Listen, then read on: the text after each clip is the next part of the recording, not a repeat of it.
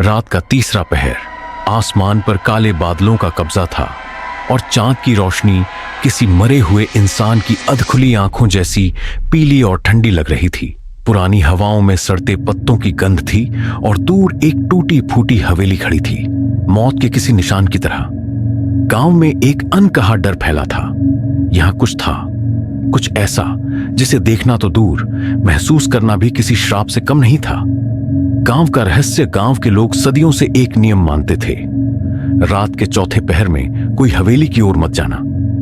लेकिन यह नियम क्यों था, किसी को नहीं पता था। जो लोग इसे तोड़ते वे या तो कभी वापस नहीं आते, या फिर जब लौटते तो वे नहीं रहते जो कभी हुआ करते थे। उनकी आंखें गड्ढों जैसी गहरी हो जाती और उनकी सांसों में कोई भयानक फुसफुसाहट छुपी होती। लेकिन यह सब विवेक को अंधविश्वास लगता था। वह एक जर्नलिस्ट था और उसे सच सामने लाने का जुनून था।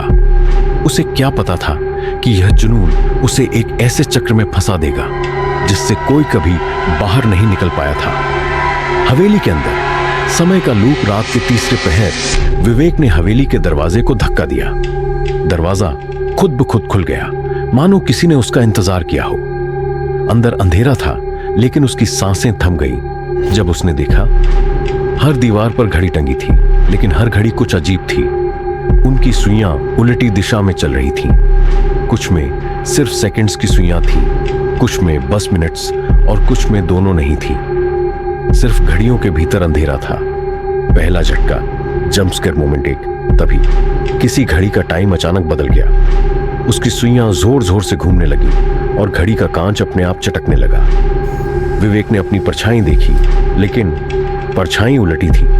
उसका शरीर सीधा था, लेकिन परछाई उसके ठीक उलटे झुकी हुई थी। और फिर परछाई धीरे धीरे अलग होने लगी, दीवार से खिसककर उसकी ओर बढ़ने लगी। एक अजीब सी गूंज उठी, अब तुम भी समय के अभिशाप में बंध चुके हो। गायब होते लोग और समय का खेल। हवेली में चलते चलते विवेक को एक कमरा मिला जिसमें लकड़ी के पुराने बक्से रखे थे। उसने जब उनमें से एक को खोला तो उसकी रूह कांप गई। बक्सों में इंसानी खोपड़ियां थीं और सबसे भयानक बात, हर खोपड़ी के माथे पर किसी का नाम लिखा था।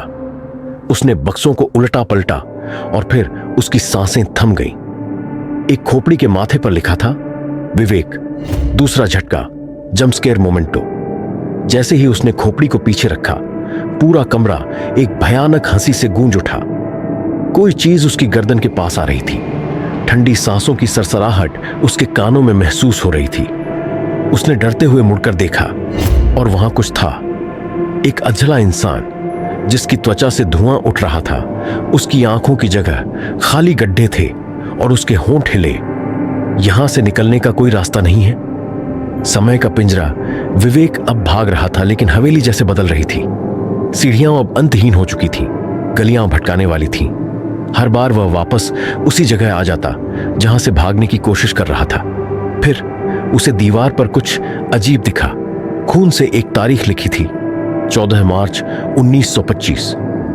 यह वही दिन था जिस दिन गांव से पहली बार कोई आदमी गायब हुआ था। और फिर विवेक की नजर नीचे गई। वहां एक और तारीख थी, 14 मार्च 2025। तीसरा झटका, जंप स्केयर मोमेंट 3। हवेली में अचानक आईनों की बौछार हो गई।